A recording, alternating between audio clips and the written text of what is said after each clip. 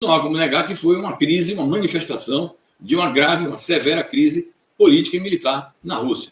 Não foi um episódio qualquer. A gente pode dizer mesmo que desde que o Putin chegou ao poder, ali na virada dos anos 2000 para 2001, essa foi talvez a maior crise que ele já enfrentou no centro do poder da Rússia. A gente pode dizer o seguinte, por isso mesmo que ele foi colocado à prova, tanto nos seus nervos como em sua capacidade de atuação política. Eu me refiro aos nervos porque quem assistiu àquele pronunciamento do Putin, na manhã do sábado, ainda era madrugada aqui no Brasil, percebeu que ele estava visivelmente tenso. O Putin geralmente é muito tranquilo quando faz os seus pronunciamentos e dá as suas entrevistas, porque ele percebeu a gravidade da situação. Mas eu quero destacar o seguinte, ele fez um pronunciamento enérgico, um pronunciamento preciso, fez um chamado bastante objetivo à unidade nacional, compreendendo aí as forças políticas, o governo, o exército, e não teve dúvidas em classificar a atitude que o Prigozhin estava tomando, embora ele não tenha nominado pessoalmente, caracterizou essa atitude como uma traição aos interesses da Rússia e certamente também uma traição a ele próprio, porque consta que eles eram amigos e aliados. Então, eu destaco a posição enérgica que ele tomou e algumas medidas enérgicas que tomou ao longo do dia. Designadamente, eu me refiro à mobilização de forças, no caso os chechenos, para controlar militarmente a situação, o fechamento de Moscou, o fechamento da própria Praça Vermelha e a edição de decretos e de leis e de normas de caráter antiterrorista para exatamente prevenir qualquer tipo de sublevação interna ou manifestação de apoio mais explícito ou de um apoio mais concreto às medidas do Prigozhin, o que efetivamente não aconteceu, porque nós pudemos acompanhar muitas imagens pelos canais aí das redes sociais e dos próprios canais de televisão, de muita tranquilidade na capital russa, Moscou, e de resto em praticamente todas as cidades da Rússia.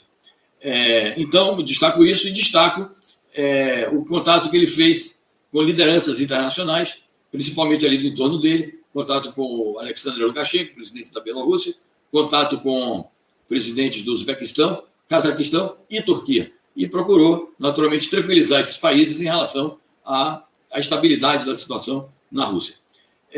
Outro ponto que eu quero destacar, antes de chegar ao epílogo do episódio, é o fato de que, em nada, a operação militar especial da Rússia na Ucrânia foi atingida, afetada ou prejudicada. Ao contrário, durante o dia de ontem, foram realizadas algumas incursões das Forças Armadas russas na Ucrânia, inclusive aqueles já tradicionais bombardeios que a Rússia faz sobre instalações militares e depósitos de armas da Ucrânia.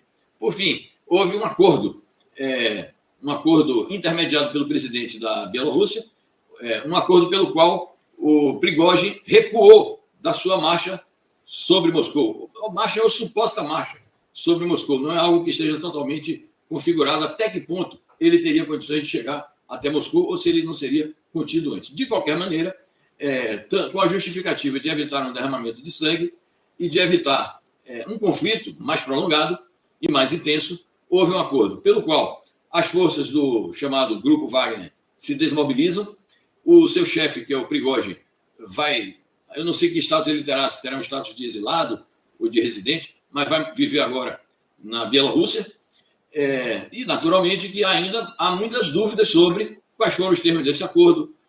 Por exemplo, está informado que, a partir de agora, as forças do Wagner serão inscritas, mediante contrato, como forças voluntárias adicionais ao exército russo. Então, isso é um ponto a ser esclarecido. Segundo ponto a ser esclarecido é qual será o nível de ativismo que o Prigozhin terá na Bielorrússia, se ele vai viver de uma maneira mais ou menos restrita, constrangido ali a certos limites. Isso não se sabe exatamente. E nem se sabe exatamente quais foram os termos da troca, se houve troca entre o Putin e o Prigozhin, né? O que é que um ofereceu, o que é que um se comprometeu a dar ao outro. Para terminar, Rodrigo Florestan, eu queria destacar o seguinte: as potências internacionais, elas, durante todo o dia de ontem, bateram na seguinte tecla: estamos observando, estamos monitorando com cautela a situação na Rússia. Por quê? Porque eles sabiam que não podiam apoiar o Prigozhin.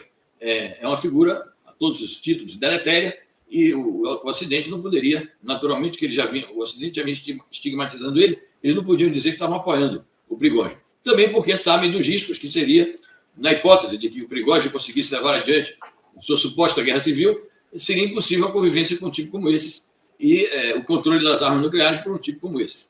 Mas eu acho que as potências ocidentais estavam esfregando as mãos e torcendo para que houvesse uma crise política mais profunda ainda na Rússia, para que houvesse, de fato, uma guerra civil e que empalmasse o poder algum dissidente que não tivesse as mesmas características do Prigozhin. Por isso mesmo que a mídia está insistindo muito na tese da guerra civil, guerra civil, guerra civil, e na tese de que o Putin está mais enfraquecido do que nunca. Eu registro que foi a maior crise que o Putin enfrentou, mas não concordo com essa tese de que ele está mais enfraquecido do que nunca. O perfil dele é bastante controverso, para dizer o mínimo, né, Florestan? Ele chefia o grupo Wagner. Quando você vai pesquisar a origem, ele era um empresário, não é assim um militar de formação. Um empresário que, inclusive, era fornecedor de alimentação para o Kremlin. Primeiro, ele teve restaurantes em Moscou, restaurantes que começaram a fazer algum sucesso, se aproximou do Putin, passou a ser fornecedor de alimentação para o Estado russo e depois se tornou um dos assessores mais próximos do Putin, criando essa força de guerra, né? Essa força de mercenários, que é o grupo Wagner. Inclusive já foi preso, né? O Prigozhin. Mas não passa uma imagem um pouco ruim, né, da Rússia, Florestan? Ele apostou tanto nesse grupo Wagner, que é um grupo de mercenários, estava inclusive na frente de batalha em Bakhmut, né, que foi a principal batalha mais recente na guerra. E depois esse mesmo sujeito coloca as tropas e se volta contra o seu país, né? Mostra talvez alguma fragilidade. É claro que o Putin está no controle da situação e o desfecho mostrou isso, mas talvez tenha trincado um pouco a imagem.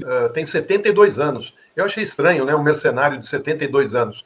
Ele, na época do Yeltsin, no fim do governo do Yeltsin, ele começou a vender cachorro-quente em Moscou. E depois teve sucesso e acabou fazendo um restaurante e começou a servir a alimentação no Kremlin, se não me engano. E foi ali que ele se aproximou do Putin. De qualquer maneira, como é uma guerra convencional, os países às vezes lançam mão de mercenários. E mercenários, você tem sempre um problema, porque eles não são da tropa ativa do exército do país, da Rússia, e agem no paralelo. O Ocidente ficou sim preocupado, e está sim preocupado, porque como é uma guerra, não sei se interessa também a Rússia esticar muito essa guerra, e eu acho que a Rússia não usa todo o seu potencial de guerra, quer dizer, ele vai para a guerra convencional, e isso tem um custo, inclusive, para a sociedade russa, né? E eu acho que tem um desgaste, sim, para o governo russo, essa guerra também perdurar, né? Eu acho até, não sei, o Zé Reinaldo deve saber melhor que eu, que se a Rússia quisesse, ela poderia fazer uma ação muito mais rápida e definir essa história. Eu não sei direito, mas o que me parece é que muitos países do Ocidente ficaram preocupados se uma crise institucional ocorresse, que algum aventureiro chegasse ao comando do país, colocando em risco a segurança do planeta, né? Porque a gente tem que comentar que a Rússia, junto com os Estados Unidos, né, é o país que detém o maior arsenal nuclear do planeta, né? E então sempre que ocorre uma crise, tanto nos Estados Unidos como na Rússia, né? Porque com o Donald Trump, o mundo também ficou ameaçado. É um sujeito que você não sabe o que ele pode fazer, né? E no mundo que nós estamos hoje, né, onde é uma sociedade que tem pessoas que vivem dentro de um discurso de ódio, de violência, um grupo, enfim, que não seja confiável, né, e pelo que ficou claro, os países do Ocidente preferem negociar com Putin, que eles sabem que tem um respaldo, que tem um equilíbrio e sabe compor essas discussões que se estabelecem entre os países. O Celso Amorim disse ontem para um repórter da Globo que ele teve uma reunião com alguns países europeus que estavam preocupados nesse sentido para discutir um caminho para a paz, né, na região, né? Eles estão achando que é necessário pensar mesmo, seriamente, a paz, porque não interessa a Europa, né, essa guerra. Mais na Europa, né, porque os Estados Unidos faz guerra sempre bem longe dos Estados Unidos, né?